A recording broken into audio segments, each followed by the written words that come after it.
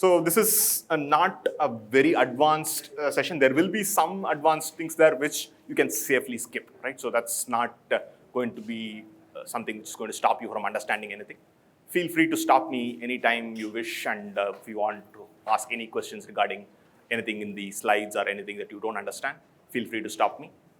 So I don't think I have, so the timeline is I think 1.5 hours or so for lecture and 30 minutes for questions, but I don't really mind. I mean, you can make it, can flip it and make it 30 minutes of lectures and 1.5 hours of questions. I don't really mind. There is no strict agenda, no syllabus that I have to cover for your exam, no such thing there. So I do what is feasible, what you like. So it's really, there is this Tamil phrase called Neyar Viruppam, so and that's what I'm doing here. Whatever your subscribers like and subscribe, that's what I'm going to do here.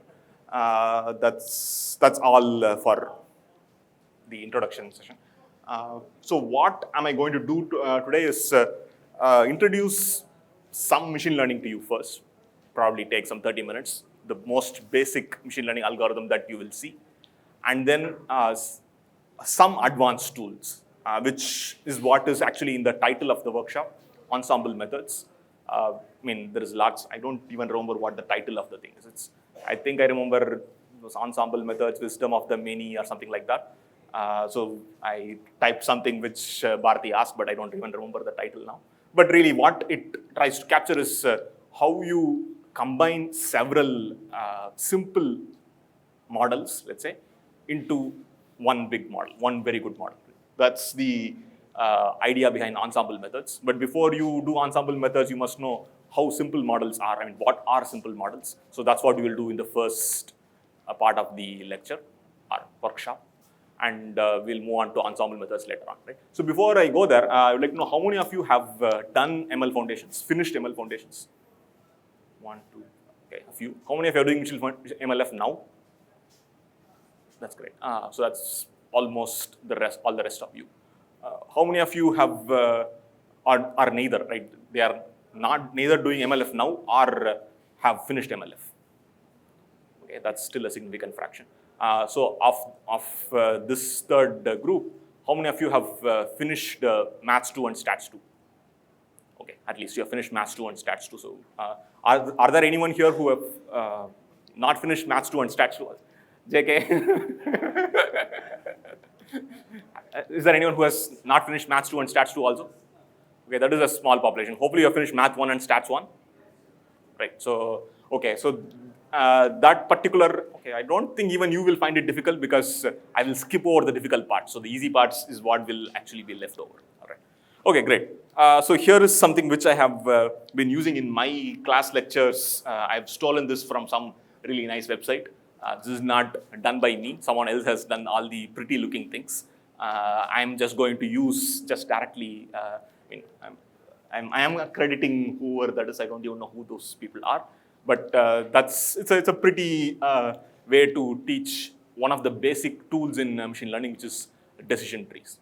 So if you have done machine learning foundations or doing machine learning foundations now, you have definitely finished week 1, where I would have introduced the basic problems in machine learning, that is classification, regression, and all that, right? So one of the basic problems there is building a classification model or a machine learning algorithm which does classification. So that's one of the basic tools of machine learning. That's almost what everyone means by default. When someone says, I have done machine learning, typically that's what they mean. That is, they have learned classification and they have used a classification algorithm, right? So that's the default assumption. That's almost the default model, right? So there are other models like regression, density estimation. Those are also used, but if someone doesn't say anything, right, that's the default assumption. Okay. So one of the most basic classification algorithms that are used is what's called the decision tree. Right? There's no need to lock the things. Let them come in. If people come, let them come. Or they can come through that. Oh, okay. So this is first introduce what's called the decision tree. It's a very intuitive algorithm. We will look at that first, and then look at how we can combine decision trees or other models into what are called ensemble methods. Okay. First off, before you even look at decision tree, what is for people who have not done MLF or not doing MLF right now, what is a classification task, right? So that's the first question I'll try to answer now. That is, you have a bunch of data. When I say data, you have a bunch of vectors. In this case, what you have here is a bunch of data on houses, right? So you have, let's say, 10,000 houses, and for each house you have, let's say, 10 numbers, or in this case, 7 numbers. What are those numbers? You have the number of square feet that house has, what is the price of that house, what is the height of that house, what is the number of bedrooms this house has, and so on, right? So you can imagine easily some 7 or 8 numbers that are associated with each house. You can imagine that. And in addition to these, let's say, 7 numbers, you also have one other piece of information, which is whether it's on the whether it's in San Francisco or New York, right? So these are just two. I mean, it can be something else also, but this is the data it has. It is whether this house is in San Francisco or New York, correct? So let's say somehow someone gives you these 7 numbers, but forgets now you have this data set of, let's say, 1,000 houses, and each house has 7 numbers. And in addition to that, you also have something saying whether this house is in San Francisco or New York, right? So that's what the green dots and blue dots represent, right? So the green dots represent houses in San Francisco, and the blue dots represents houses in New York, right? So that's the meaning of the color of the dots. And then you have this, this is one nice way to visualize. I mean, let's say you have 2 numbers you want to visualize. Let's say I give you height and weight of people in this room, right? What is one good way to visualize that, right? So let's say there are about 80 people in this room now. I write down 80 pairs of numbers, height and weight, right? So if you want to show one image which completely summarizes this entire data, what would be a good option? A scatter plot is a very natural option, right? So you would just, each dot would correspond to one of you, and you would just plot height, comma, weight. But instead of height, comma, weight, I also have height, weight, age, which latitude you are from, which longitude you are from. You have 7 numbers. Now, how would you visualize this? It's not so straightforward, right? Yes? Pardon? What plots?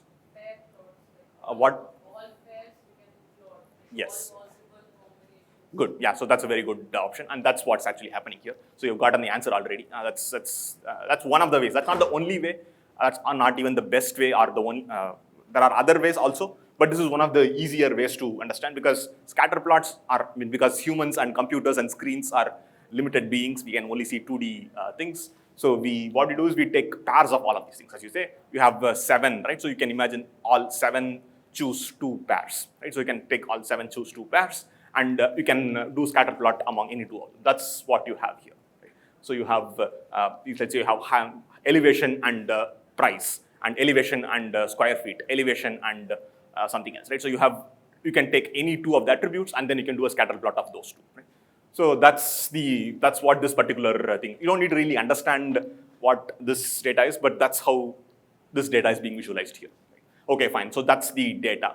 I've not told you what classification is yet. Okay? So classification typically is once you have data, and then you have what's called a label. In this case, you can imagine the label as whether it's San Francisco or New York. That's the label. Right? So the goal of a classification model is to classify an instance into either one class or the other class. Right? So in this case, let's say it's binary classification. We'll make it simple. So the goal of a classification model is it will take in these, let's say, 7 numbers, price, square feet, all that, and it will say, okay, I've looked at this house, and this house is most likely to be in San Francisco. So that's what is likely to be in New York. Right? So that's what a model would output. So the goal of classification algorithm is to use, let's say, data of these 1,000 houses, and to build a model like this, right? So the process of building or constructing a classification model is really the machine learning problem called classification, right? So classification algorithms are essentially those which take a data set like this and converts that into a model which takes in the input and outputs whether it's San Francisco or New York, right? So that's really what machine learning algorithms or classification algorithms are about. Okay, so this is okay, before we go into more complicated things, let's say you had only one number, right? So instead of 7 numbers per house, let's say you had only one number, right? Or let's say this particular, okay, so let's take houses itself so that it's easy. Let's say you had just only one number. What would be a natural way to classify, let's say, okay, before, I think that is what the next slide is. Let's say you have only one number, not 7 numbers, but just one number, okay, which is the elevation of the house. which height the house is built in. And this is how you've just drawn a line corresponding to the height that house is, right? So these are all, the blue lines are all New York houses, and green lines are all San Francisco houses, right? So you just had this one number, not 7 numbers. What is a natural thing that you would do, right? So now this is the data I've given you. Can you build me a classification model? Pardon? Okay, so let's say this is what, can you see this, right? So let's say this is the data available to you. What would be a model that you will tell?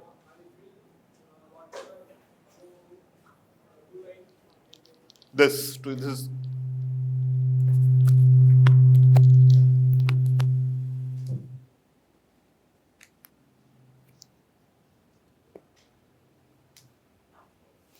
Audios. Can you?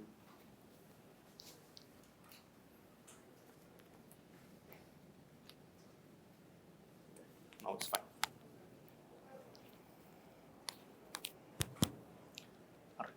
Yeah, so you were saying this is, let's say this is 240.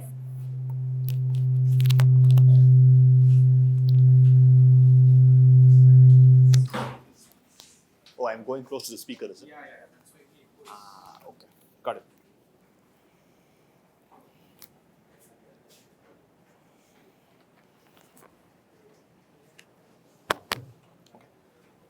This number is 240 feet, right? So what are you saying? That is saying that if a house, so this is your classification model, that is if a house is greater than 240 feet, then it is green, otherwise it is blue. That's your model. That's a very good approximation. So that means that if a house really has, let's say, is 300 feet above the ground, then you will classify it as a house in San Francisco, which is green.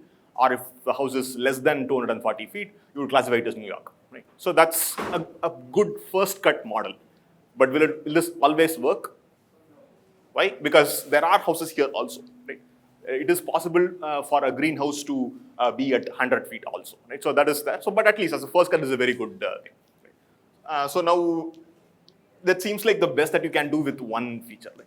Is that really? So now we can, instead of one thing that you have control over, instead of 240 feet, is there something better that you can do? You can do better here. We can go a little bit better. That way you will get this wrong, true, but you will get way more greenhouses correct. Right? So that's so you can choose this threshold. This is called a threshold. Right? So at what point do you threshold your feature and say everything above is one class, everything below is another class? So that is something which you can search over. Right? So how would you? What is this criteria for searching? Well, the simplest thing is. Right, let's do that first. Right. This is the histogram, right? I mean, that same data visualized in this form. Right? So just that blue and green are adjacent to each other. Now you can decide where to put your threshold, right? So you can put it in this point, which is 240 feet, in which case you would divide the data into two splits. In this side, you would have all green. In this side, you would have blue and green. That's the mix there. That means that if you just stopped here, you would be getting 63% of the houses correct. And so you would, that's better than random. Randomly, you would get only 50% correct, but you are getting better than random, which is a good point. But is that the best you can do? No. You can, the other extreme is you can go all the way down here and say every house that is above the sea level is a San Francisco house. You could say that. That means that you only get 56% correct. So you can either go this extreme or that extreme, or be somewhere in the middle, something like this, and say every house that's above 92 feet is San Francisco, and every house below 92 feet is New York. If you do that, you will get 105 plus 99 correct. Right? So you will get these 46 houses wrong. Right? So that you will get those wrong, but that's the best you can do with just, at least that seems to be a natural best thing you can do with if you had just access to elevation. Right? So now that's, you're already built a decision tree. Right? So this is already a decision tree, but it's the simplest kind where you have only one attribute. This is called an attribute or feature. One number is called, let's say, this elevation, or can be called a feature, attribute, other names also. Those are names for it. Right? So with just one attribute, you can build a thresholded tree which will give 82% correct, which is not bad at all. Right? So you can get 82% correct. But that's not the only thing you have. You have 7 numbers for a house, not one number. Right? Can you do better? Right? So this is really the core of decision tree, right? So you take one attribute and then you split based on that attribute, and then now you have these two other smaller data sets, and you can ask the question, okay, now I have built a decision tree based on one attribute. Can I do more? Can I do better? Right? So you can go ahead and recurse on this. Now you can essentially view this as the complete data. Now instead of totally how much did you had? 145, 201, about 300 houses you had in the first. But now that you have split the houses into two types, right? So one is houses that are elevation less than 92 feet and elevation greater than 92 feet. Once you have built that, you can essentially treat these as separate data sets already, right? So now you can ask the question, can I do more? Can I split these smaller data sets into even further purer things, right? So this is called, you ideally, what's the best case scenario? The best case scenario is you find one side has all green, other side has all blue, right? If you have that, that means that you have achieved 100%, right? So that's the best that you can hope for. So any blue in a majority green and any green in a majority blue circle is kind of not ideal, right? So that means that you are not getting the 100% accuracy that you might want. So that's called an impure split. So a pure split is something which is fully green or fully blue. Those are pure, right? So any green in a blue major blue data set and any blue in a major green data set is an impurity, right? So you can go ahead and keep on splitting this. How do you split this now? Well, you first split based on elevation, but there are 6 other attributes. You can go ahead and do that, right? So for this particular split, the left split, where the lesser elevation split, it's actually ideal to split based on price per square feet. Right? So if you did that, you can split based on some price per square feet. I don't know if you can see this well, and that will, right? So now you have 4. So for the lesser elevation data set split, you split based on price per square feet. For the greater elevation thing, you can split based on price, right? So if you did that, now you end up with every time you grow the tree, this is called growing a tree, right? So you start off with the root. The root node was, you chose elevation, and then you have to choose the split as 92 feet or some number. You have to decide that. And then once you've split that, you've gotten 2 data sets, and then you have to further choose some other attribute, and then choose some other threshold and keep on doing that, right? So at this is called a node of a decision tree, right? So this, each histogram here corresponds to what's called a node of a decision tree. At the beginning, you have only the root, which contains all the data set, right? But every time you go deeper, you work on a smaller data set. Why is that? Because the left node here only has houses whose elevation is less than 92. This part here only has houses whose elevation is greater than 92. So it's a smaller data set. And then you can split again based on that. So at each node, you have 2 decisions to make. What are those 2 decisions? Right? I mean, when you are building the decision tree, what all represent the decisions? Let's say you have built this. What all are things that you have to decide at the root node? Pardon? Yeah, no. At the root node, what would you said 92 feet, right? So, but there is one other thing. I said that if you had only one attribute, but you don't have that, you have 7 attributes. You have to choose which attribute first, right? At the root node, you have to decide which attribute you are going to split on and what is the value you are going to split on. You have to decide both these things. That's elevation, 92. That's the root node. And the left node is price per square feet, let's say $100, something like that, right? And the right side node is price, let's say $1 million, something like that, right? So that's each node is represented by, so the price, so each node is represented by an attribute, value, right? So attribute is what is the name of the attribute that you split on elevation or price or that, and then what is the value you split on, right? So that's how you build a decision tree. Each node, you will have to find out which attribute to split on, what is the value you have to split on. So how do you do that? Well, it's not really that difficult. You have 7 attributes. You can try all possible attributes, right? So elevation, I just gave you basically the answer. But really, how did you do that? You tried, you chose elevation because that was the thing which gave you 82% accuracy. Every other attribute would have given you less than 82%. Right? So if you had, first itself, if you had decided to split based on price, That might not have been very useful because both San Francisco and New York are very costly cities. So if you split based on price, that would not have been very useful, right? So you might find that at whatever price point you split, there are equal number of cheap homes and costly homes in both places. So that's not a very useful split. But elevation is arguably, at least in this data set, it seems to be a better way for using it as the first root node criteria. But once you've, that means that you can search over all possible attributes and all possible threshold points. You can do that, and that's how you build the first node. Once you've done the first node, building each of these other nodes is the same thing. There is nothing really different there. That's the same thing here.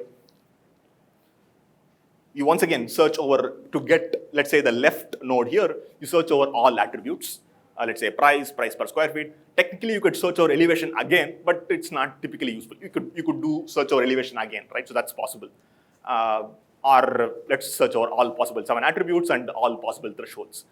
This is not particularly hard because let's say you have a small data set of, let's say, 1,000 points.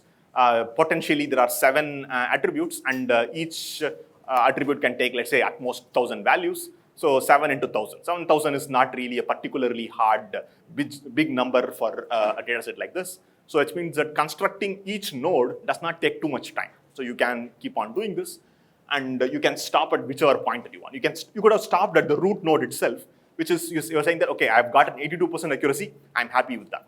You can stop that. You could have done that, but that's not very satisfactory. Can you do better than that? So in this case, you could perhaps build one more level of the tree. That is, you could go one level deeper and say price per square feet and price.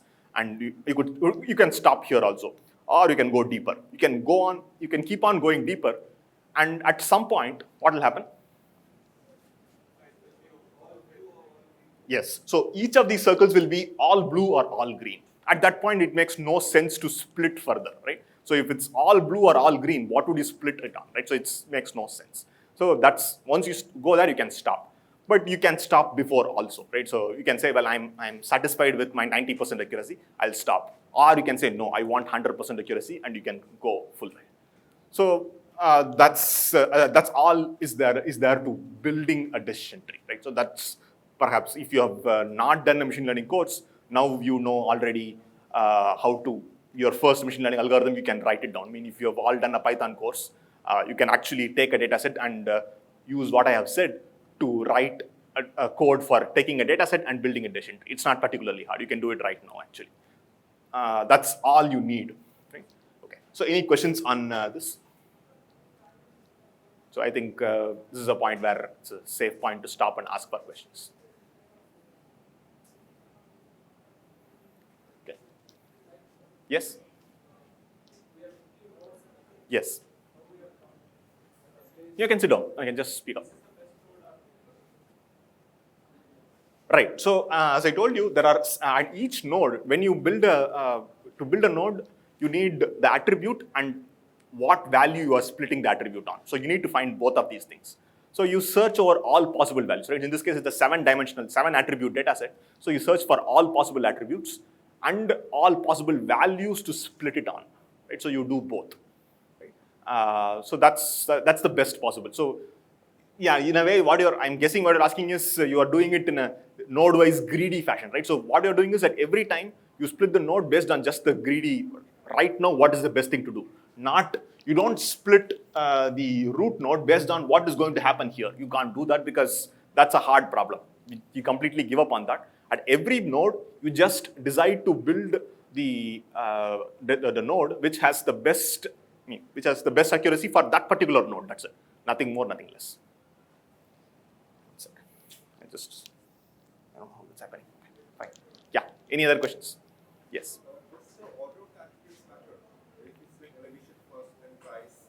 Yes, at least when you build a decision tree, it matters. It matters, right? So, for example, that's the reason why did you choose elevation first, right? So, if you had, okay, sorry. Let's say you stopped here, right? So, let's say you've stopped here, and this is what you are returning. This is the classifier model that you are returning to the user, right? So, what will the user do? Well, you want to implement this user on this model in a new house. Some new house comes in. You have these 7 numbers. You obviously don't know what city it's from. You don't know whether it's from San Francisco or New York. What would you do? You would first check whether that house has elevation greater than 90 feet or less than 90 feet. If it is greater than 90 feet, you will check its price. And if its price is greater than something, you will put it in this right bucket. And this right bucket corresponds to, this is a majorly green cluster. So you would label it as San Francisco. Right?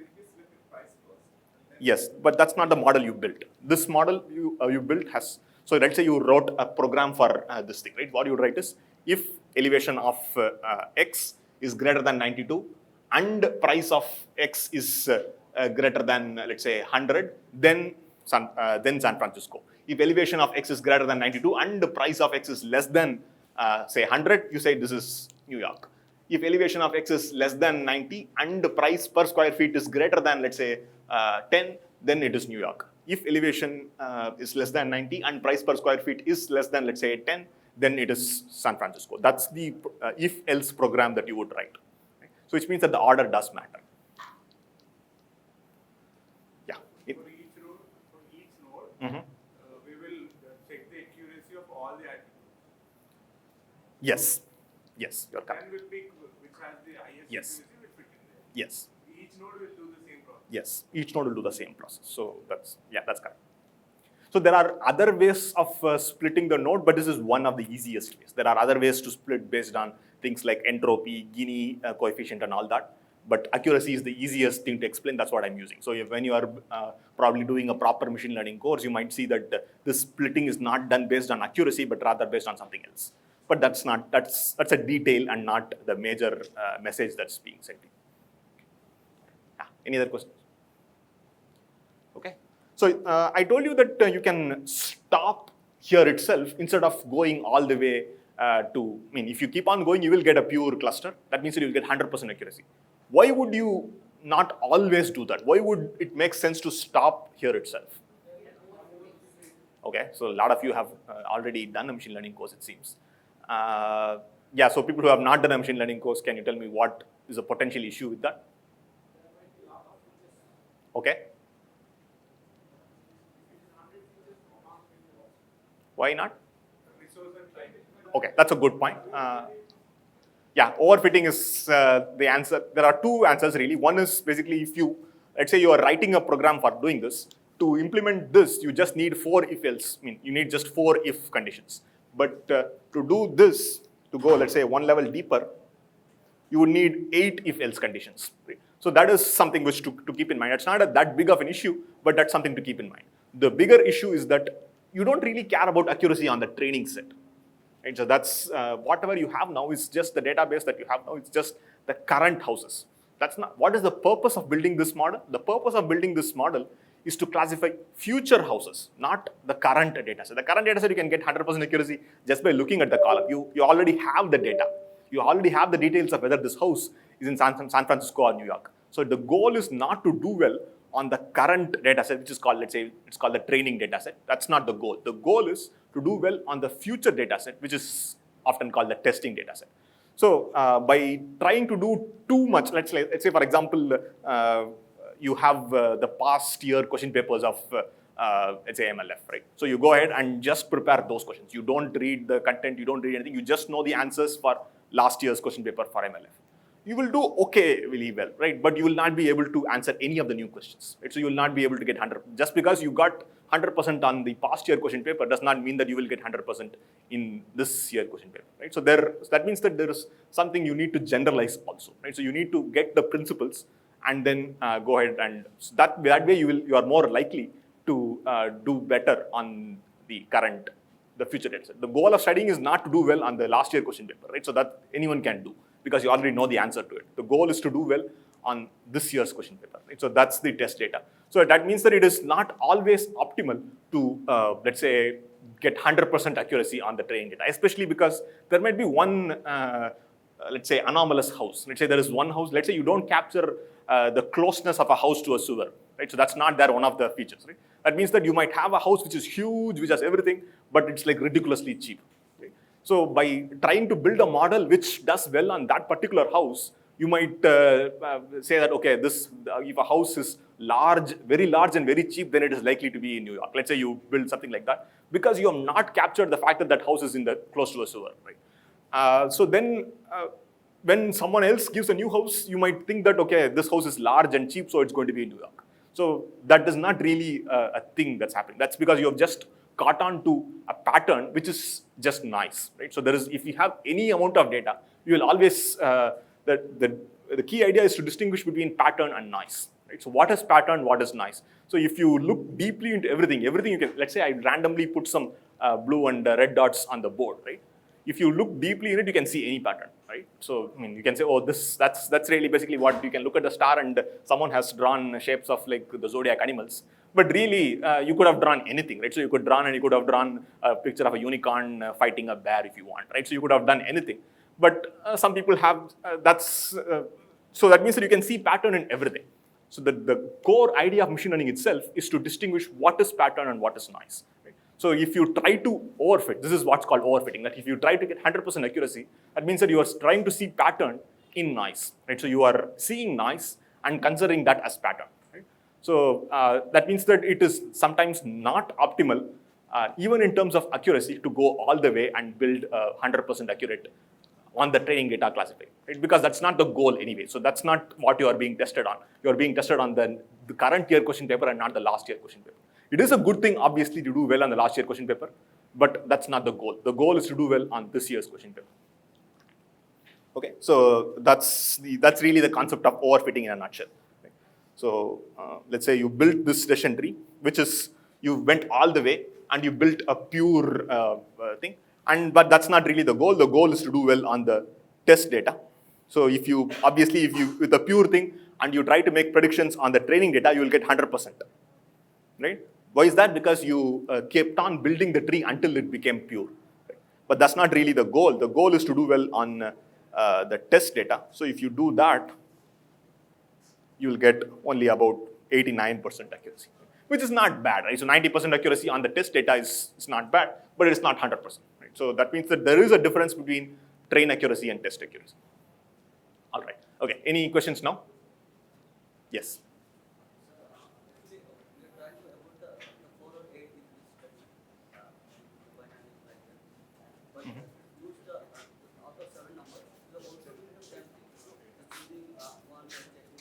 Yes. Yes.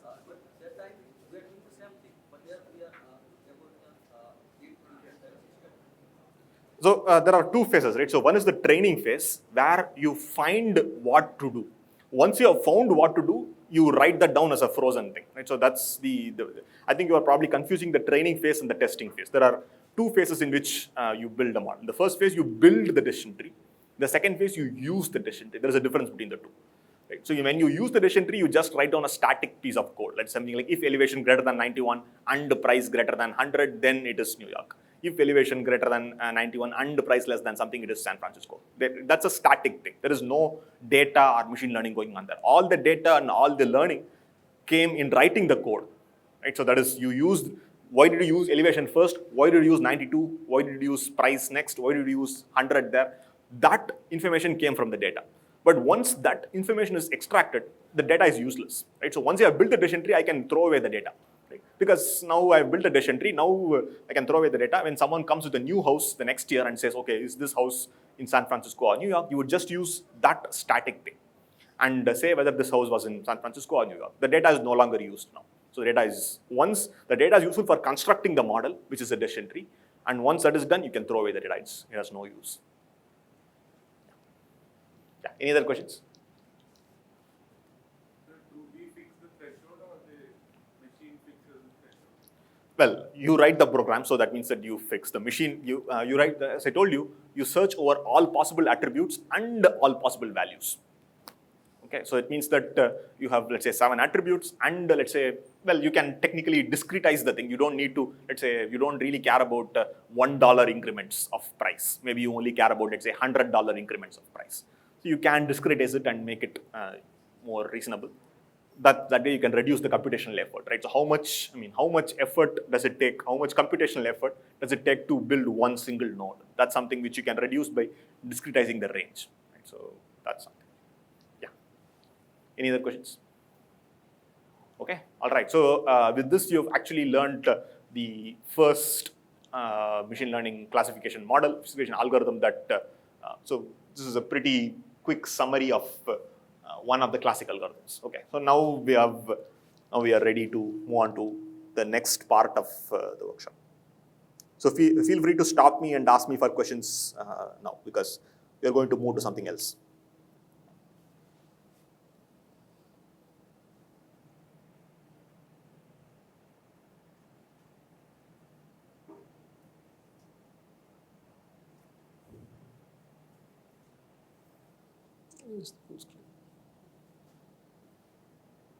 Okay, great.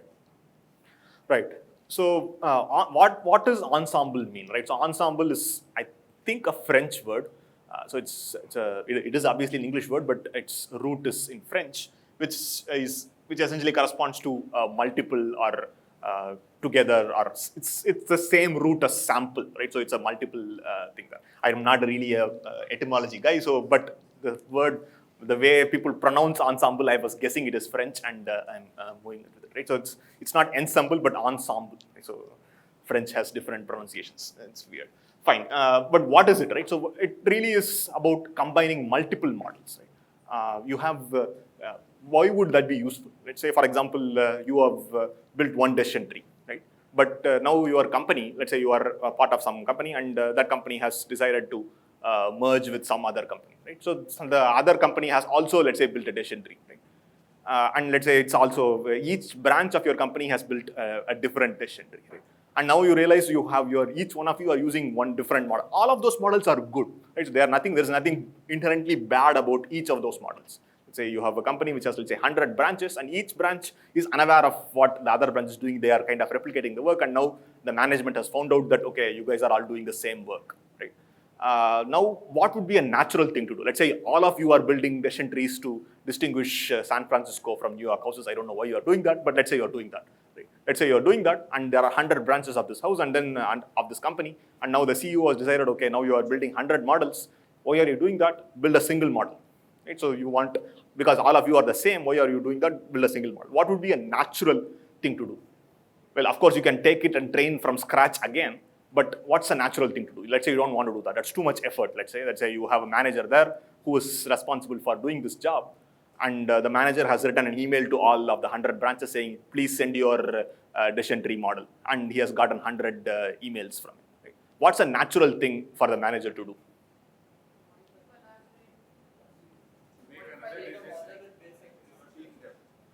One by one. So what did he say? Okay, that's one option. Any other options? Take each model as a module and make another decision. Okay, that's a very interesting strategy. Okay, great. Pardon? Yeah, great. That's the simplest thing to do, right? So what both of you are saying, what you're saying is that use one model and ignore the others, which is okay, but it is potentially possible that each model is good in a different area. It makes sense to not ignore them, right? So that's one good strategy, but that wastes a lot of things. What you are saying is a pretty sophisticated idea. It might have meaning, but it's a pretty complex. Let's not go there, right? What you're saying is the most natural thing, right? So you can view each model as voting for either San Francisco or New York, right? So let's say you get a new house data. You send it to all the 100 models, right? So which means that each model will say San Francisco or New York, right? So let's say you take a house and you send it through all the 100 models. Let's say 70 of those models say it's San Francisco and 30 of them say it's New York. What's a natural thing to do? Let's say you take San Francisco. You take a majority vote and do that. So that's the essence of, this is the simplest thing you can do. And it's a very powerful tool. And let me tell you, all practical models are like this, right? So they are messy, and let's say you join Google or Microsoft or anything like that, you will not be building a single model ever, right? So you will always be combining models in so many ways, and average is a surprisingly hard baseline to beat, right? So voting and majority voting and average and all that, that's a surprisingly hard baseline to beat. You can beat it by something clever, by like 1 or 2 percentages, but typically it's not even worth the effort, right? So you just average so many good models, so many reasonably good models, and you get a super powered model, right? So that's essentially the power of democracy at work here, right? So that's right. So that's the idea here. Real world machine learning problems rarely have a unique and single best solutions. So multiple thought processes and teams and approaches often yield equally valid but completely different solutions, right? So which means that you need to combine these solutions into one thing. So is ensemble methods, right? So you could say, okay, is that all it is? I mean, taking majority vote is like a fancy French name for majority voting. Well, it's particularly not surprising because democracy has lots of roots in France also. So that's, well, there is more sophistication than that, but at its core, it's that if you take away only one thing, saying that, well, if I combine several models and take majority vote, that's ensemble methods, you would not be very wrong. There are some sophistications to be built on top of this, but at its core, it's just that. You combine several models, take majority vote or average, and that's all it is, right? Okay, so here is one example, practical example. So this is kind of an outdated example because at this time, I think this was 2010s, 2008, 2007 timelines, where at that time Netflix was still a company which sent out CDs to the people of containing movies and not a VOD platform. There they had this challenge which had about 100 million star ratings of about 500,000 users of about 18,000 movies. Right? So at that time, this was considered a huge data set. Right? So this was considered a huge data set. And what it gave us, Netflix was using inbuilt, it was using its own recommendation system. That is, okay, now that it had this and it had a way for predicting another user came in. Let's say Netflix had access to, let's say, a new user or an existing user and a new movie or something like that. It would predict, okay, this user has liked, or it would build a model saying that this user is likely to give 4 stars to Lord of the Rings, so let me recommend that to him. So among all the movies that are there in my catalog, this user is likely to rate Lord of the Rings as the highest, so I'm going to recommend this movie to him so that he will buy that movie from me so that I can make more money, right? So that means that the recommendation system was core business driving proposition for Netflix. Even now it's the case, right? Most of you, let's say you are logging into Netflix or Amazon Prime or something like that, most of the time you will find that there is, let's say you watched something of your own, you'll find that the top row of recommended things is often useful and relevant to you, right? So, something which interests you because they have built good recommendation systems. So recommendation systems are a very important part of companies like Netflix, and they already had a system, right? So they said that, okay, we already have a system and we get about an average, we can predict star ratings to within about 1.5 stars, right? So if you can use this data and build another model for us, which can get a star rating error of less than 1.2 stars, which is something like a 10% improvement, then we will give you $1 million. So that was the challenge that came out. It was a Netflix challenge. And this was the data was very simple. It says it has just a list of things, a user ID, a movie ID, and the date at which they rated the movie, and how many star ratings did they give that movie. So there is just a bunch of data set like that. So that was about 100 million numbers like this, that's it. And the grand prize was to be given $1 million to the team which beat the Netflix writing prediction itself by 10%. That was the challenge. And what happened was something interesting, which not the Netflix solution itself, but rather what happened, right? So what happened was there was a leaderboard of sorts, and a lot of people quickly got to about 7% or so better than the system. So at that point, what happened was something strange, which was the leaderboard started reducing, the sense that teams 1, 2, and 3, they started forming a mega team. Right? So that means that this bell course pragmatic chaos was essentially a merger of several teams, right? So this is a Bell Labs team, and then there was a team from Yahoo by Yehuda Karen, and then there was a team from several universities. They all individually had teams which were performing, let's say, 6%, 7% better. And immediately, now that they realized that there was $1 million at stake, they decided, okay, instead of getting $0, I might as well get half of $1 million, right? So they all combined, and finally, the final team actually combined a total of 107 separate prediction models, right? So this is how naturally ensemble methods are created, right? Because now you have a team of really smart people, each of them have built models. It's not easy to do something sophisticated with that, right? So you can't say, okay, now that I have a new team, I'm going to build something from scratch. It's much easier to take what you already have and combine that. And that's what they did. They combined a total of 107 separate prediction models to get the model which beat the Netflix by 10%, and they got $1 million. So the second team, so there was a lot of controversy around this event. You can go and read it. So the second team, which also beat 10%, but by like just an hour late or something, they also merged a lot of teams. So essentially, you can imagine let's say the unmerged list was 1, 2, 3, 4, 5, 6, 7, 8, 9, 10, and suddenly 1, 3, 7, and 8, 9, they merged, and then the 2, 4, and 6 realized, and they also merged, and like there was a merging challenge of sorts that was going on. Whoever got 10% above is going to get $1 million. So it was a challenge to get to that. Of course, you can say, what if everyone merged? Yeah, obviously they will beat, but then the denominator is going to increase, right? So you don't need to get 15% above Netflix. You only need to get 10% above Netflix. The moment you get that, the challenge stops, right? So that means that it makes sense to not merge too many. Well, in the real world, obviously Netflix would probably want to merge everything. But from the perspective of the contestants, you need to add as little as people as possible to get the 10% so that your denominator is small, right? So that's what they did. And each method uses a different approach. There are several things that you can use for recommender systems like factor models, regression models, neighborhood models, and so on. I mean, we'll not look at what these are, but all of these are based on different ideas of how people rate movies, right? So they're based on different assumptions, right? So people, one thing can say, well, people like movies based on attributes, right? That is, they have a favorite director, they have a favorite genre, they have something like that, and that's how they rate movies. Some people say, okay, that's not the case. People who have liked similar movies in the past, will like similar movies again, that's it. So that's, you can have things like that. You can have several kinds of models, and there is nothing intrinsically wrong with any of those models.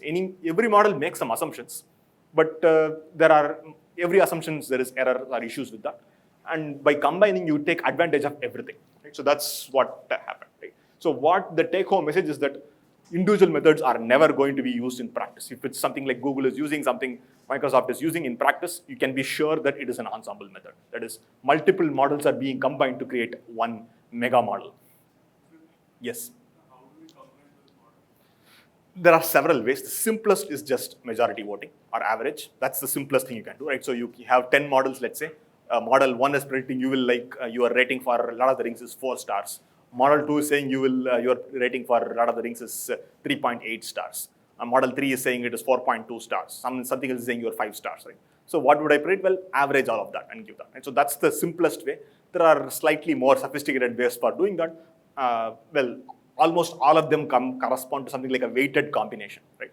So, well, instead of averaging, I'll give more weightage to the model which does well on the Indian population, and I'll give less weightage to the model which does well on the European population, something like that, right? So you can have different weights for each model and say that, okay, they have 4 models, but the model which does well on the Indian population predicts you will get 4.2 stars. The model that does well on the European says you'll get only 3 stars. So I'm not going to say 4.2 plus 3 by 2, but rather 0.8 into 4.2 plus 0.2 into 3.0 and give that's your prediction. So you can combine models in a weighted combination. So that's the most straightforward way to do things. Yes. All right. So there are 2 paradigms of ensemble methods which are parallel and sequential ensembles. So what I told you is a classic example of a parallel ensemble. That is, each model in the ensemble is built independently, right? So when let's say the Yehuda Koren's team built the model, they were not aware of the Bell Labs model, right? So you had, let's say, this Bellcore team, right? So Yehuda Koren is the second team, core. So when the Yehuda Koren's team built the model, they were not aware of even what the Bell Labs team are doing because they were rival teams, right? So each model is built independently without awareness of the other model. And so that's why that's called a parallel ensemble. Each model is independently built, and then you combine all of them together and to get a single model. That's a parallel ensemble. And the classic example of such a model is bagging, right? So bagging is the simplest thing that you can think of. What I told you right now, you take several models and average them. So that's bagging.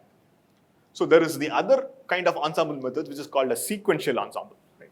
So it's a little bit more sophisticated, where when you build the first model you build, when you build a second model, you are aware of the first model, right? So you say, okay, my first model did well on the Indian population, but not so well on the European population. So when I build my second model, it should be the other way around. It should do well on the European population, and it doesn't matter as much if it doesn't do well on the Indian population, right? So you can, when you build a second model, you can be aware of what the weaknesses of the first model are and patch up for that. And you build a 10th model, you are aware of what the weaknesses of the first 9 models are, and you build up for it. So that means that I can't immediately say build me the 10th model. You can't do that. So that means that to build the 10th model, you need access to the first 9 models. models. So that's a sequential ensemble, right? And the classic example for that is what's called boosting, right? So that's the two main paradigms of ensemble methods. You can technically mix those two, but those are the two pure paradigms, right? So any questions on what happened? Yeah, any questions? Yes. Is there a case where the average of the value, right? Its accuracy is lesser than the individual algorithm? Okay, it's a very good question. Yes, you can construct that, but in most situations that will not be the case. Yes. In most situations, if each of the models are built reasonably well, averaging will almost always get you a better answer. It is possible that it will not improve much, but it will not get worse. Any other questions? Yes. Right. So let's take the star rating model itself, right? Let's say you built a star rating model for the entire world, right? And then that you build the first model. It's a simple model, and then you realize, then you do some analysis of it and find that it has done well on the Indian population, but not so well on the European population, let's say. When you build, let's say you have decided to use an ensemble method. When you build a second model, would you keep doing the same thing? That is, what you can do is you can when you build a second model, you can increase the weightage of the European population and reduce the weightage of the Indian population, so that your second model is forced to do much better on the European population than the Indian population. So that means that now, by combining these two models, you have the best of both worlds, right? So you will do well on both the European population as well as the Indian population. So that's the goal here when combining, when you build these models. Yes. So those two models are correlated. Yes. In a way, negatively correlated, right? So it's so negatively correlated is still correlated. Yeah. So that's the idea.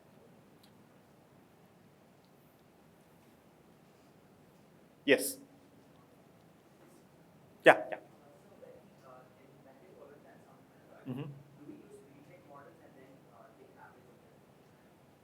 Well, it depends on what you call pre-us, right? So, what's happening here?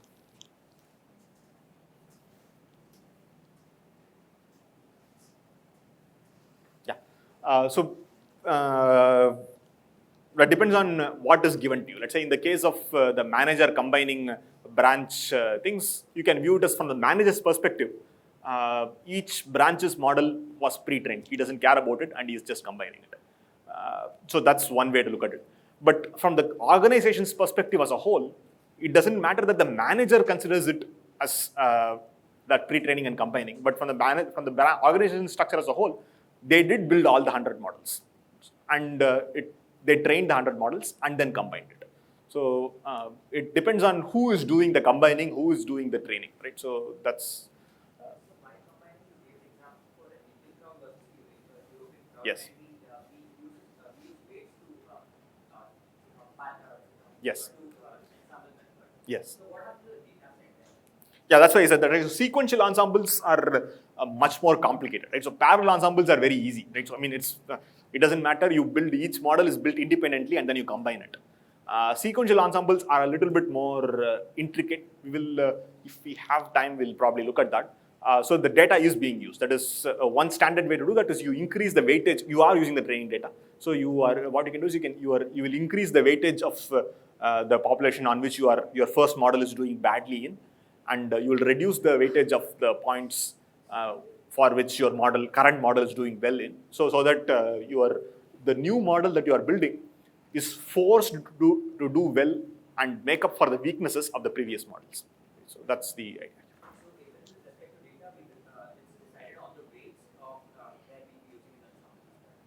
Yes. It is more like active learning, right? Let's not go there. So active learning is different. Where the label is not available to you at all, right? So active learning is different. Let's not go there. Yeah, you can do that, right? So I'm sure machine learning is being used in all financial markets, but not as much as you think, right? Because financial markets are extremely noisy. So the signal is very weak in most of those things. So you would guess that all the the biggest, the most successful markets are essentially those which invest and not trade, right? So investing is just saying that, well, humans are going to keep getting better. That's all that you need.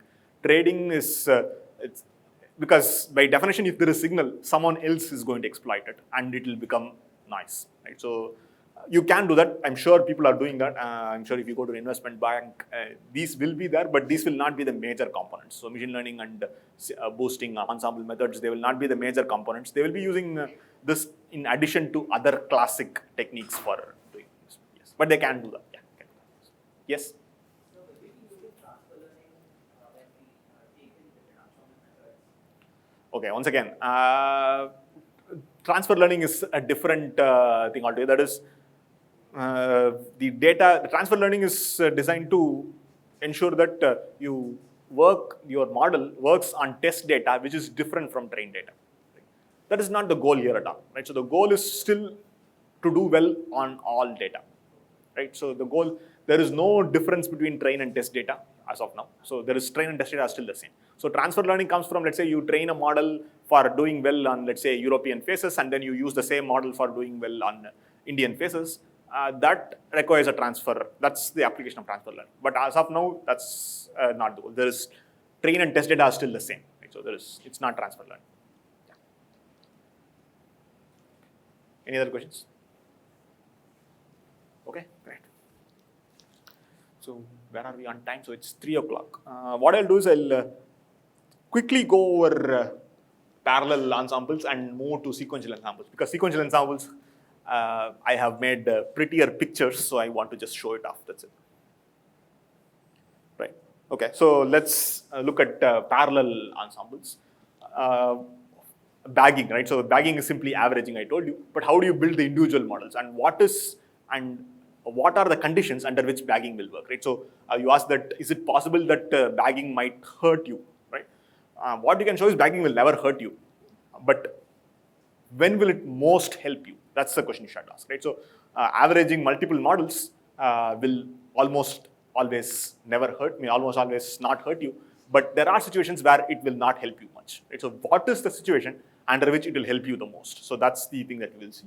The situation is that each of the individual models are essentially learners which have high capacity and overfitting models, right? So if each of the models that you build, let's say, are decision trees that you build till 100% accuracy, right? So in that case, you will overfit it, and they are very high capacity. What do we mean by high capacity? High capacity means that give any data, it can learn to 100% accuracy. On the training data, obviously. Not testing data, it cannot guarantee anything. But if you give any data, it will learn a model which will have 100% accuracy on the trained data, right? So an example is decision trees, you keep on running it, you will get 100% accuracy.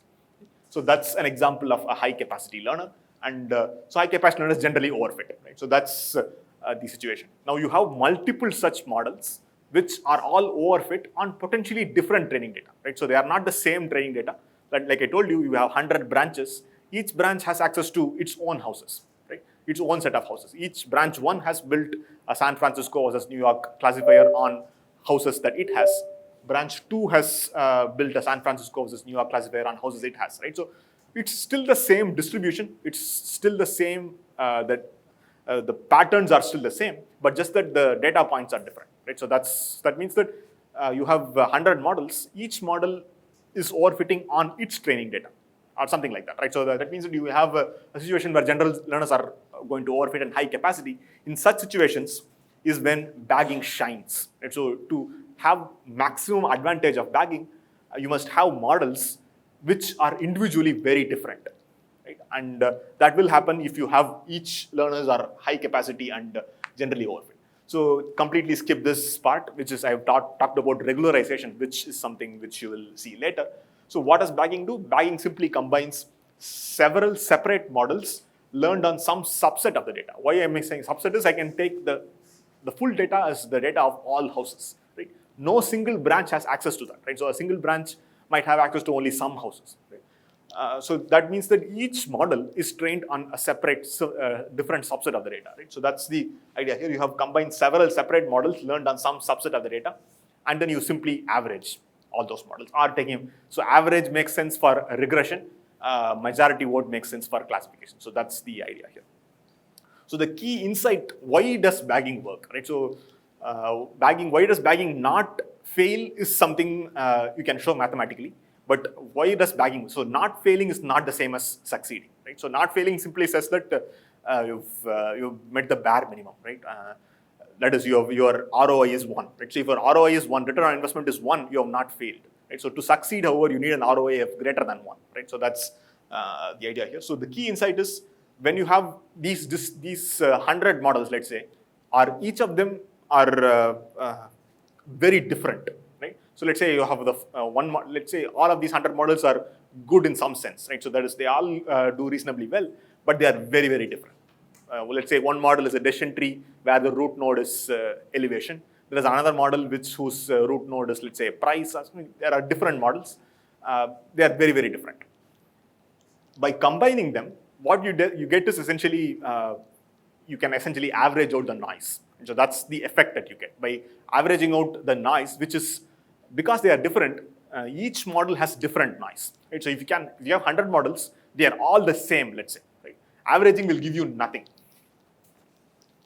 If you average 2 models which are looking very, very much the same, the average will also be the same thing. There will be no advantage. So you will get an advantage only when the 2 models or the 100 models that you are averaging over are all very different. Right? So that's the idea here. And in such situations, bagging, which is essentially averaging or majority voting, will have a much better performance than any individual model there. Let's skip this part. Let's skip this part also. So ignore all that. So this part is simply saying that the mean squared error of bagged model is no worse than the average mean squared error of the individual model. So this is what it means when I said that the bagged model will not fail, right? So this part says that the mean squared error is no worse than the, that's true.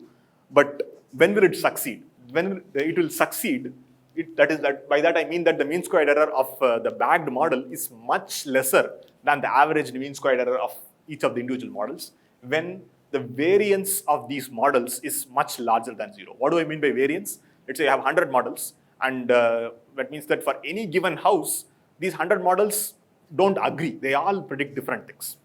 Right? If that's the case, that means that the variance is high. Right? So under such situations, your bagged model will do much better than any individual model. Right? So that's the idea here. So don't worry about the math part of it. The only thing that you need to take home is just these 2 messages. That's the mean squared error of the bagged model is no worse than the average MSE of the individual model. And when will it be much lesser? It will be much lesser when the individual models are all very different. Right? That's all that you need to take home. So any questions on these 2 messages? Right. So now I am going to tell you that decision trees are a very good candidate for bagging. Right? So they are very easy to overfit and they are very difficult to regularize. I have not told you what regularization is. But so it's a highly unstable learner. What do I mean by that? Right? Let's say I just change the data set a little bit. I ask you to construct a decision tree with, let's say, 1,000 points. Right? Let's say I just remove 100 points and then ask you to construct a decision tree. The decision tree that you would return with these 900 points is going to be very different than the decision tree that you would return to me with 1,000 points. So that means that the decision tree is very sensitive to the data. Right? So if you change the data a little bit, the final model that you are going to return can be very different. So it's a very unstable learner. Right? It's a good learner, but it's still an unstable thing. Right? So that means that bagged decision trees by themselves are very powerful. Right? So how would you go about doing that? Well, let's say right now you're not combining 100 models. That is, you're not working with pre-trained models, so to speak. Now you want to train bagged models from scratch. How do you do that? Now you have 100 branches. Each branch has, let's say, 1,000 data points, right? So now you've combined all that and built one data set of 100,000 points. Now what you can do is, you can train 100 models again on several subsets of the data, right? So now you have 100,000 points, and you can, say, train model 1 with the first 50,000 points. You can train model 2 with another 50,000 points. You can choose randomly 50,000. You can toss a coin for each of the points and then train a model separately. Now you will realize that there is an overlap in the data, right? So model 1 and model 2 can have overlapping data. That's fine still. That's the reason, that's the place where the fact that decision trees are highly unstable comes into play. Even if you change some data points, the decision tree is going to be very different. And you have every reason to think that all decision trees are reasonable. Why is that? Because all decision trees are still trained on some data, right? So they are not, it's not as if though someone has hacked in and wrote a random decision tree. All decision trees that you are training here are trained on some data, which means that all decision trees are reasonable, but all decision trees are trained on different subsets of the data, so they will be very different, right? So that means that, so bagged decision trees by themselves are very powerful, right? So by you train 100 decision trees, each decision tree is trained on a different subset of the data. These subsets can overlap, that's fine, but they are trained on different subsets. That alone is very powerful. But you can go one step further and make one of the most powerful classification algorithms known in practice, called the random forest, right? So you can go one step further and do that. But before we do that, let's see if anyone has any doubt on the bagged decision tree. So are there any doubts on the bagged decision tree? So do you understand how do you build a bagged decision tree? That is, you all know how to build a single decision tree that we have seen. How do you build a bagged decision tree? You just build multiple decision trees on different subsets of the data. That's it. That's a bagged decision tree. And then you average it or take a majority vote. That's your bagged decision tree. Okay. All right. Any questions on this? Okay. So if there are no questions, let's move. Okay, so what am I saying? But here, so they are themselves very powerful, but you can go one step further and make bagging a very powerful tool, right? So as I told you, one way to make bagging very powerful is to make these individual models have very high variance.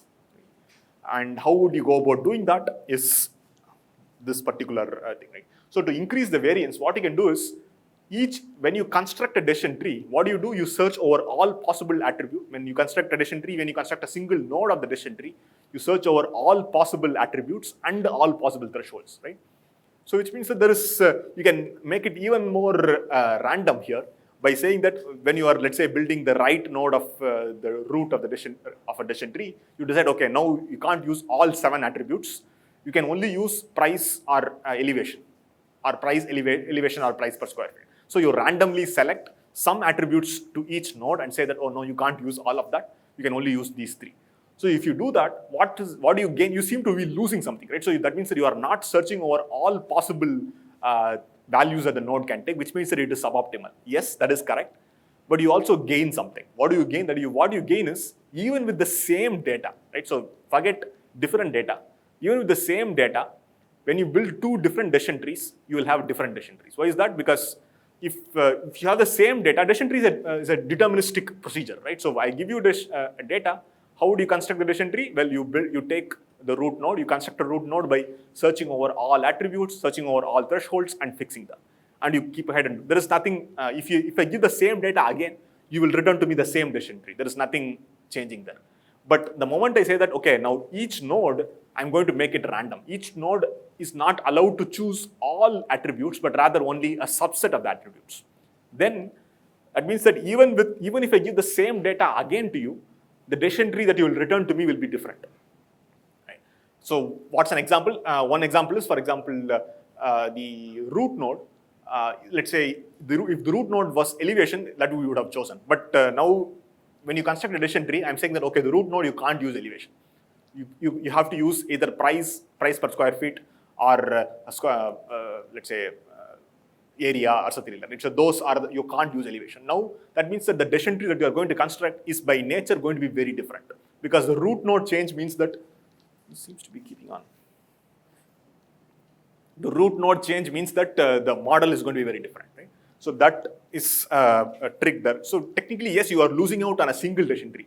Any single decision tree that you construct with this is going to be weaker than the standard decision tree. Why is that? Because each node is less powerful than decision tree counterpart. But you can make up for that by having multiple decision trees and averaging them. So that's what a random forest does. So here is an algorithm, a pseudocode, so to speak. So you have 2 parameters, A and B. Right? So A represents the fraction of data that you take in each to construct each decision tree, and B represents the fraction of attributes that you take to construct each node of a decision tree. Right? So a typical A comma B can be 0.5. Right? So this is what you do. Let's say your goal is to construct 100 decision trees. Right? So that's your n s would be the 100. Then you would select A into m samples at random. Right? So let's say your m was 1000. You would select 500 samples at random. Right? And then you learn a decision tree with that sample. Right? So that's the second step. But here's the thing here. While constructing each node of the decision tree, instead of searching over all the D possible attributes, you only search over B into D possible attributes when you construct the node. Right? And you choose the best split only among those. So that's the other part. So and then you finally, you make the average, return the final random forest. You return is simply by averaging all the 100 decision trees. Right? So okay, before we go there, let's do a sanity check. What will happen if I set A equal to 1 and B equal to 1?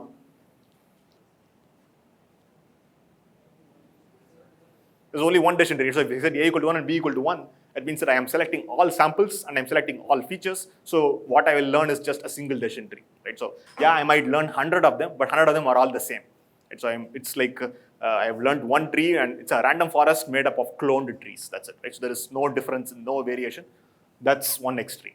Let's say A equal to A equal to 0.5 and B equal to 1. Then what does it correspond to? B equal to 1. What does B equal to 1 mean? So that means that each node, all attributes are being used. A equal to 0.5 means that to construct each tree, you are using only half the data. So this is exactly what a bagged decision tree is. So each decision tree is constructed using standard methods on some subset of the data, right? So that's a bagged decision tree.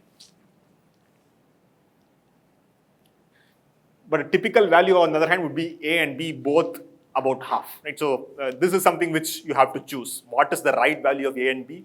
There is no universal answer, but 0.5 is a good point to start, right? So typically, let's say you are building something for some data, you might start off with A 0.5, B 0.5, but then you can tweak around with. So you can try A equal to 0.6, B equal to 0.4 or something like that. You can keep on tweaking this.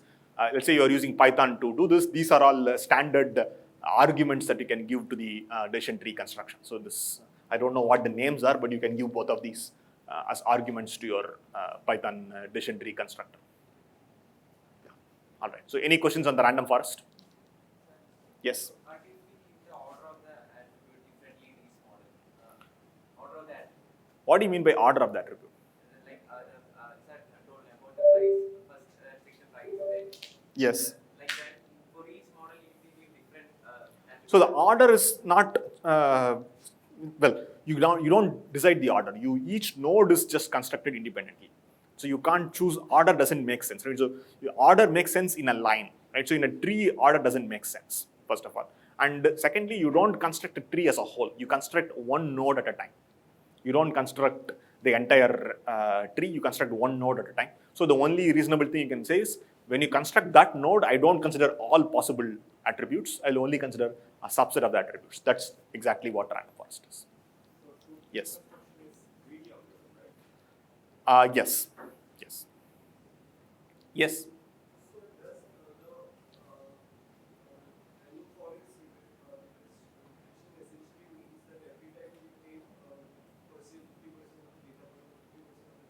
Mm-hmm.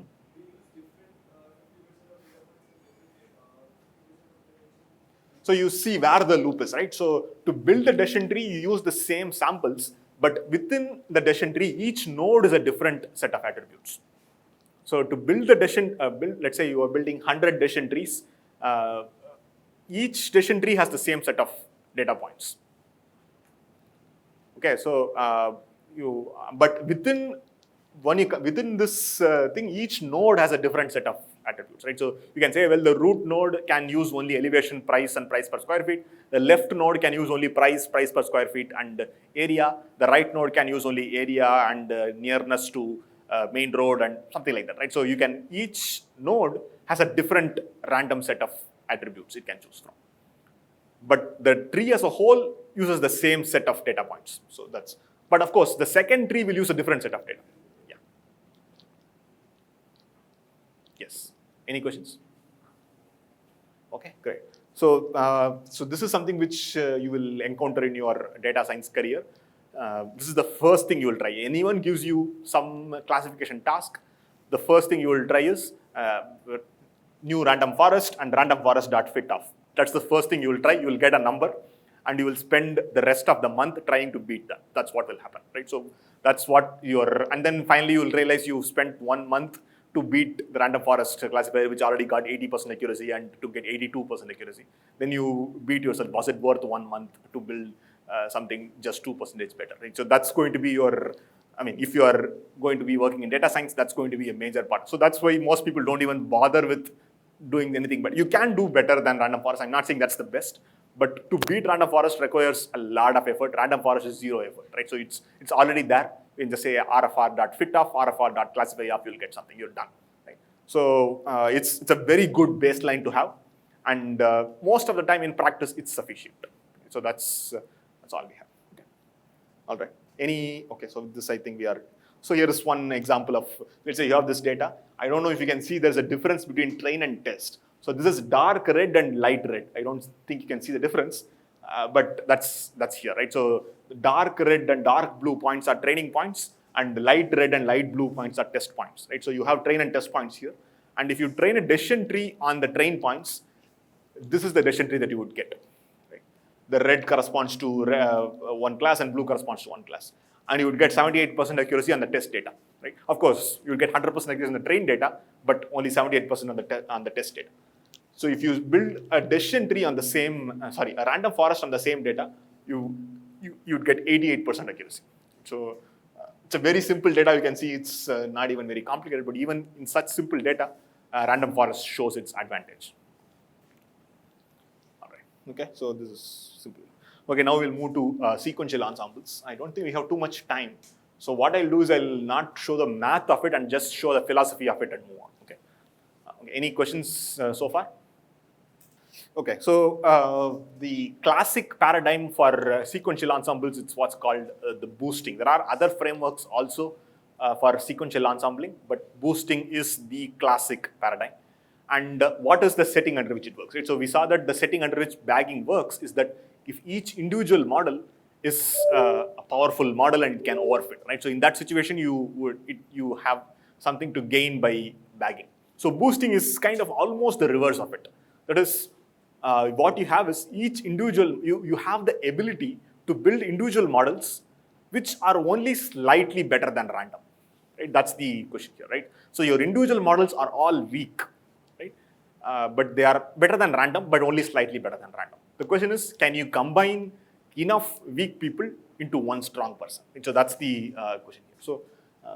So if you want, let's say, one pithy quote for doing this, what bagging does is it combines a lot of, let's say, strong but erratic people into one dependable strong person.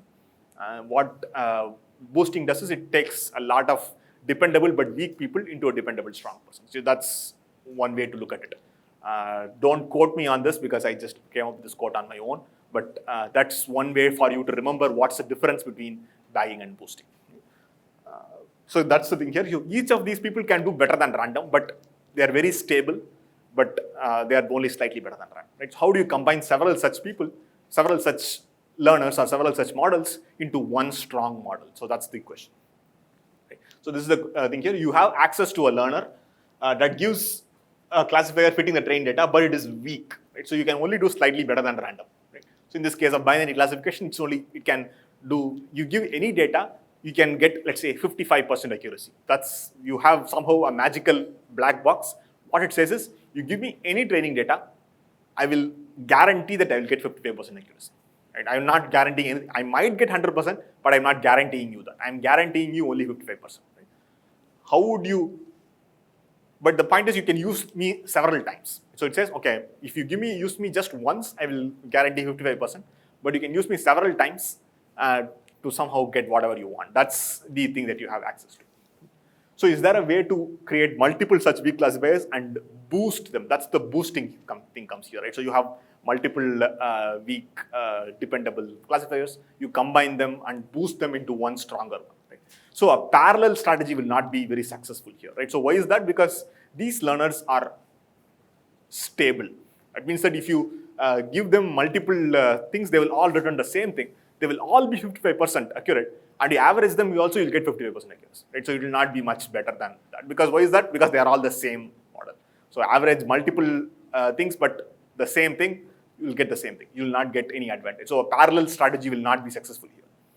So each new week, so that means this is where a sequential idea comes in. You build models one by one. So each new weak classifier built must strategically cover for other classifiers' weakness, right? So let's say you're building the 10th classifier, it must cover for the weaknesses of the first 9 classifiers. Right? So that's the idea here. How would you go about doing that?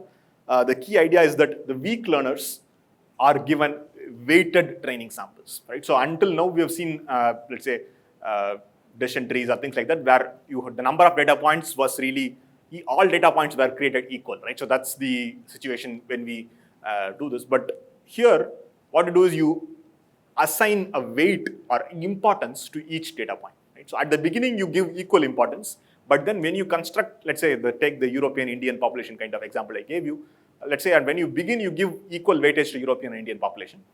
You build a classifier, and you find that you've done well on Indian population, but not done well on European population. What you do is, it's not one extreme you can do is you can just give the European population. That's too extreme.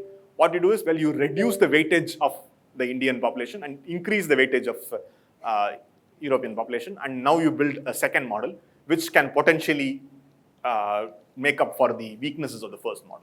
So that's the real core idea here. So a weight of a sample depends on how the previous weak learners have done on that sample. So that's the core idea here.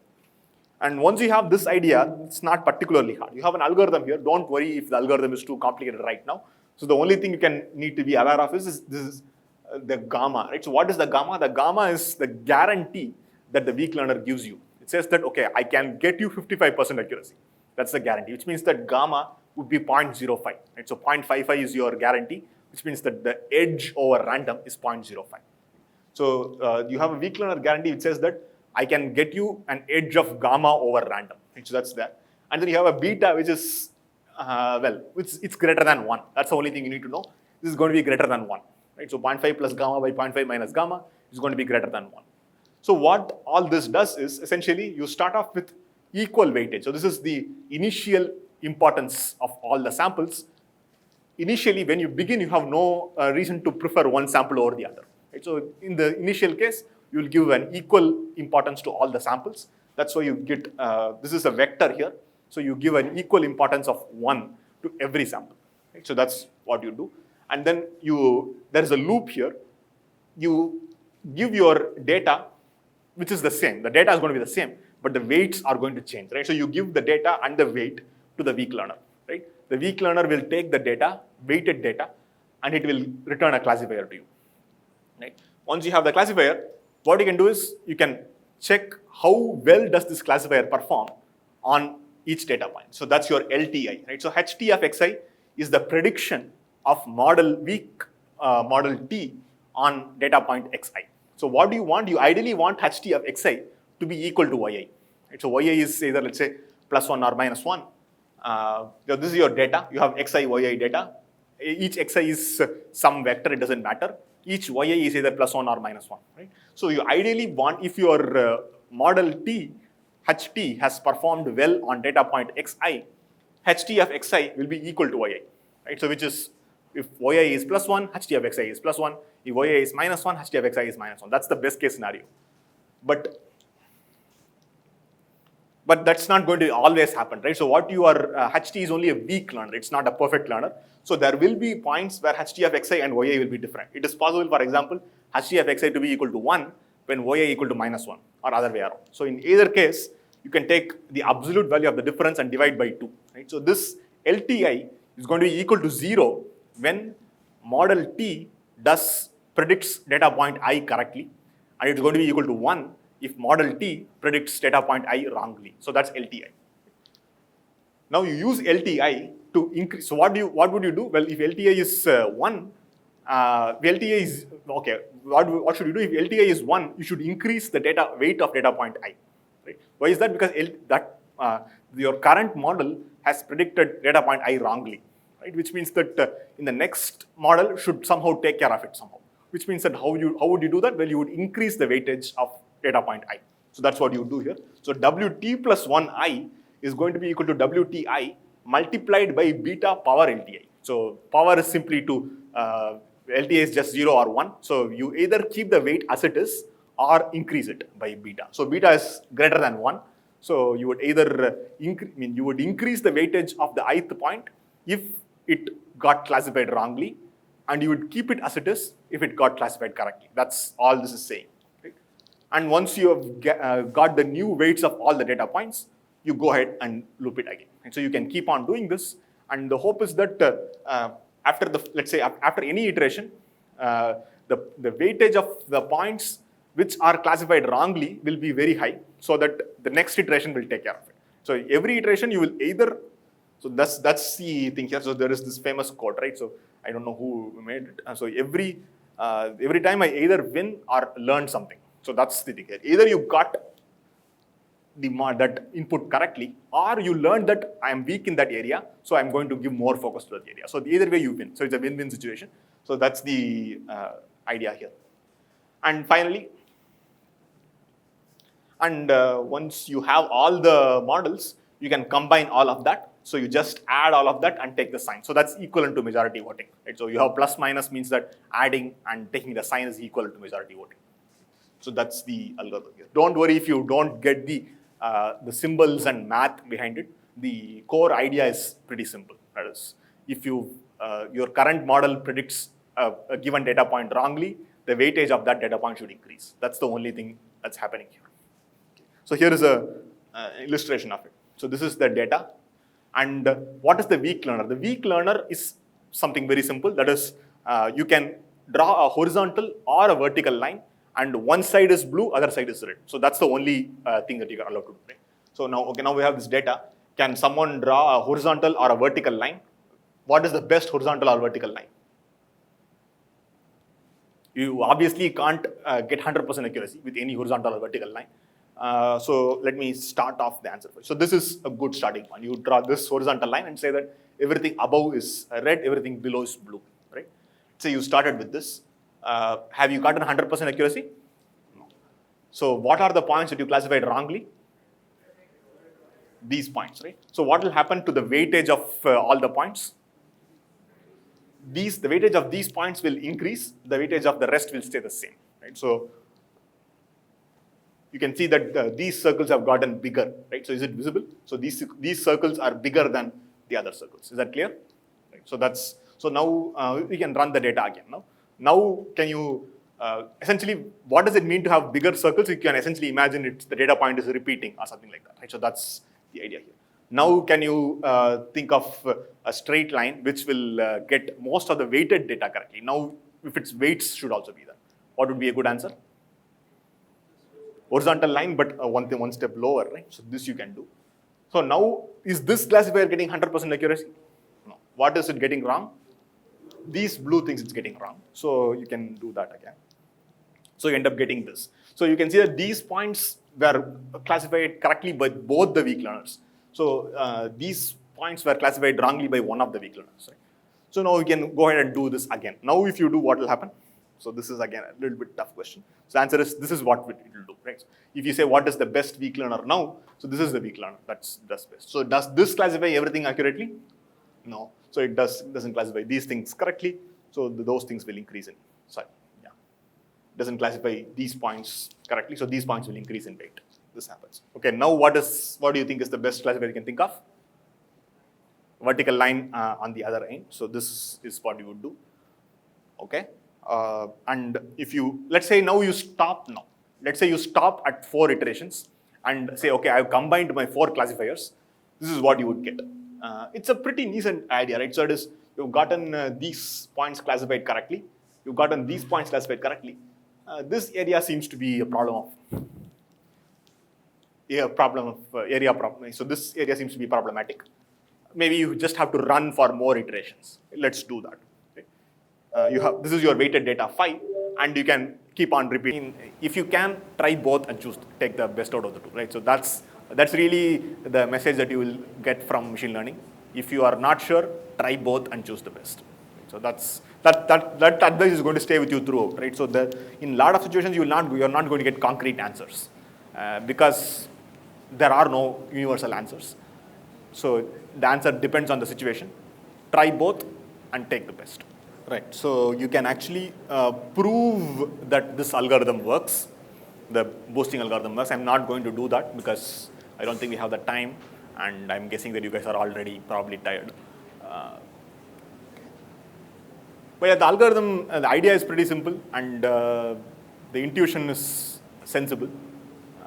There are some issues with the algorithm. For example, you have to know beta, right? So that is, it's not reasonable to expect to know gamma. So gamma is the edge over random. How can you build classifiers, build algorithms that, let's say you know that these classifiers, the weak classifiers are better than random, but you don't know how much better than random. Right? In that case, how would you deal with that? There are ways to deal with that also.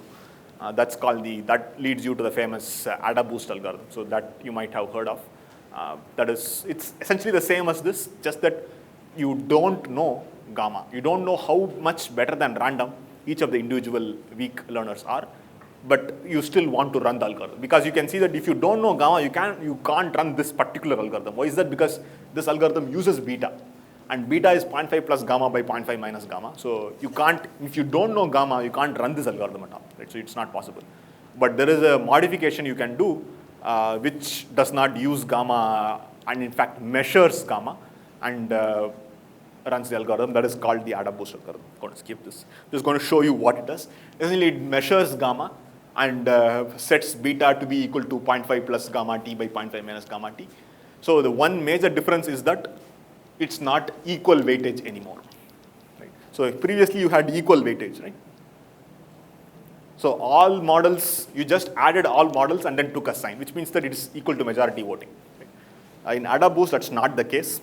So it's a weighted combination. And it's kind of sensible also. A model is weighted by how well it has done.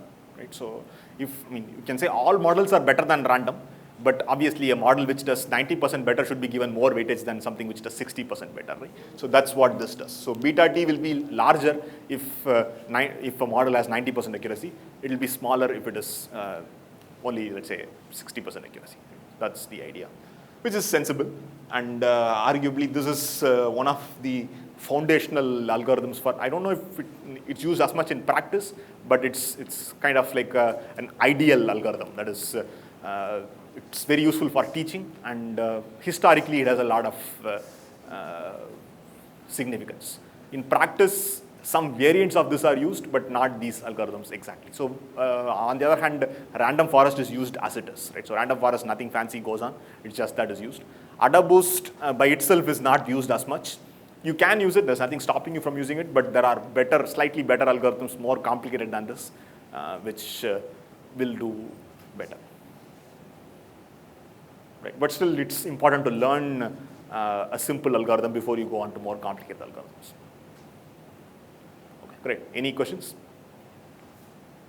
Okay, cool. If there are no questions, I don't think I'm going to do the proof. I was thinking maybe I will consider, but I don't think it adds any value to the session now. I'll just skip it. All right. So if there are no other questions, we can just wrap this session. You can ask any general.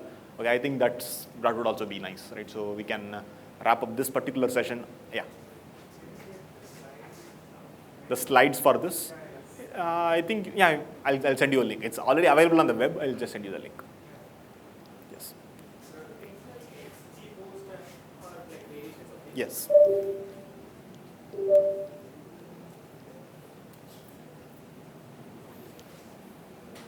Yes. I asked you about the active learning. You said Yes. we don't have language. Can you explain that? Active learning is a slightly advanced concept. I don't think it fits in with the scope of this particular. What is the difference between listening and that? Active learning means that you don't have access to labels at all, right? So that is, let's say you are trying to, you have access to X's, you don't have access to Y's at all, right? So you want to, it's an interactive algorithm. That is, you decide, okay, I want to know the label for this. You can go ahead and ask the human will say, okay, there will be no labeling per se, right? So let's say labeling is costly. Let's say, for example, your X's are all MRI images and YAs are saying whether this has cancer or not, right? Which means that to label a single MRI image, let's say a radiologist has to go through it for 1 hour, right? Which means that it's a costly process to label. So you can't give like 1 million images and ask a radiologist to label all 1 million images. They will label for you, they will cost you cost you a lot of money, right? So you can't do that. So it's important to be label efficient in that case. So what an active learning algorithm does is it only asks for a label if it thinks it will be useful. It will not ask the label for every data point, only data points for which it considers it to be a useful label. So that's an active learning algorithm. Data sets are rare. The labels are costly. Right? So you can get the label, but labels are costly. So you don't want to get all the labels. You only want to get the essential labels. Yes. So what is meant by accuracy in a recommendation engine? Like for example, if it is a classification model, yes or no, we can somehow say that how much of it is accurate. But a recommendation engine, for example, if a new user is watching a movie, he has watched a movie, then you should recommend 10 new movies. Like how will you measure the accuracy? Like what is meant by accuracy in that? Yeah. manner?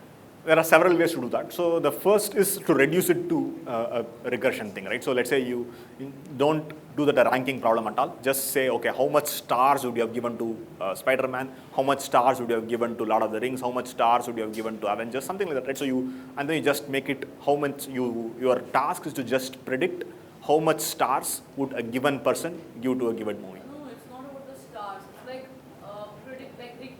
basically it's like you want to recommend 10 new movies to the person who Yes. has watched. Yes. So like I don't want to give stars. He has to first watch the movie. Yes.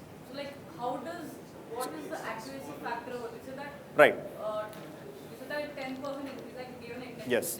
So what exactly are we measuring over there? Right. So the Netflix thing was simply star ratings, right? So what they have done is they have asked star ratings from let's say 1 million star ratings, but they don't show all the star ratings. They only show 500,000 star ratings, and they ask you to build new things, and then so the star ratings are used to build a recommendation system. So recommendation, they are not directly asking you to evaluate the recommendation system, but rather they are asking. So if you have a perfect star rating system, prediction system, you obviously have a perfect recommendation system.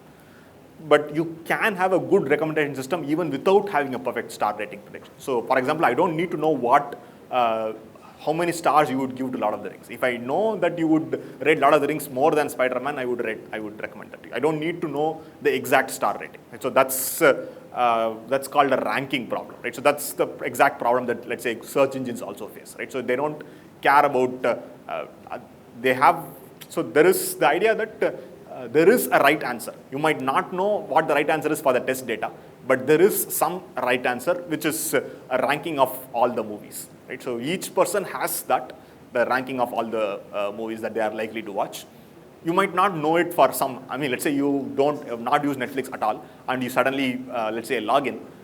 Obviously Netflix would not know the answer, but the assumption is that there exists some answer, right? So that means that in your mind, there is a ranking of movies. Netflix does not know it, but there is such a ranking. So the goal is to do as well as possible and align the Netflix's movie ranking system should align as much as possible with the implicit hidden ranking that you have in your head. Right? So you could have a ranking of movies. If Netflix can figure out that, okay, you have watched these 3 movies, and people who have watched these 3 movies generally have this ranking as the best ranking, so I will predict the same ranking to you. Right? So that's the idea here. So you are right that evaluating rankings is much harder than evaluating things like star ratings or San Francisco versus New York. Those things are easy. So those are classification, regression. The question that you are asking is, how do you evaluate recommendation? What kind of books is recommended? Yes, so you could say one way that is you want to evaluate rankings. So you have a ranking in your mind, and there is a ranking that the company returns. How do you say that? Obviously it's not going to be right or wrong, right? So That's the problem. Like you can use any algorithm to get any set of books, but you don't know if that set of books is the right answer or not. Like this is. Okay, so when you evaluate it, the hope is that you have done an exercise. Let's say I've gathered the book rankings of the entire population, but I trained my model only on the first 2 columns, right? Let's say I do that. To evaluate the model, I will evaluate my model on these 3 columns, right? So which means that there is a right answer. Just that the model is not aware of it before training. So after training, the hope is that that model figures out the right answer. Right? So what you are asking is a different question. The different question is that someone has not read the book at all, they might not even know they might not know the ranking. That's, I mean, even in their mind, in their head, they don't have a ranking. No, like hypothetically, see, suppose like a books I take, okay? Okay. So suppose someone has read, fine, Harry Potter. Okay. Okay. So now I can use KNN for Okay. user rating. Okay. I can use K-means using clustering, and both of them will give me different set of recommended books. Now, how do I know which algorithm is a better answer? Like, Yeah, that's it, right? So you give both and then ask, I mean, let's say I give it to you, right? how So do you exactly get an accuracy that this one will give you a higher accuracy? Because it's subjective, right? It's subjective, right? So I would give both the ranking list. Let's say two algorithms give two rankings. I'll give one ranking to you and say, okay, what do you think about this ranking? You'll say, okay, this ranking is more or less okay. I don't like the first two books. The third and fourth books are good. And then I give another ranking. It says, oh, I like the first two books, that means that the second ranking is better than the first ranking. so it's not like we can find the exact accuracy. So it's not 0 or 1, right? So it lives in a spectrum. There are multiple ways to evaluate rankings. Something like you can read up things like, for example, there is this NDCG. This is cumulative normalized discounted cumulative gain or something like that. So that's how you evaluate rankings. There are other ways also. For example, precision at mean average precision. So you could do something like reciprocal rank. There are so many ways to evaluate rankings. It's not as straightforward as regression or classification. For classification, obviously you do accuracy, right? So that's easy. For regression, you obviously say how much stars are you away from the true stars. But for ranking, it's not so straightforward, right? So of course, if you get the right ranking, you had, let's say, the first 5 books were Harry Potter, Lord of the Rings, and so on, and I get that exact right, that's perfect, right? But there are multiple ways in which to be wrong. There is only one right answer, but there are multiple wrong answers. So not all wrong answers are equally wrong. That's the main idea there. And this is captured by several loss methods, right? So NDCG would say something, mean reciprocal rank would say something, mean average precision would say something. Is there a right answer? Well, really, finally, the only thing that matters is customer satisfaction, right? So finally, if a customer is more satisfied by one ranking than the other ranking, that's the right answer. That's it. Yes. My engagement, we assume that the customer is rational. No, there is no malicious things there. There is no such thing, but a customer might not know his or her own mind. I think that's a reasonable thing to have, right? So you can't expect each customer to be completely aware of all the books ever written and have a complete knowledge of themselves, right? So not every customer is like a pure sage, ascetic sage with all knowledge. That's not reasonable. So you have to live with whoever gives you money, right? So customer satisfaction, I mean, it doesn't matter whether you give the right answer or not. If you convince people that you've given the right answer, that's sufficient, really.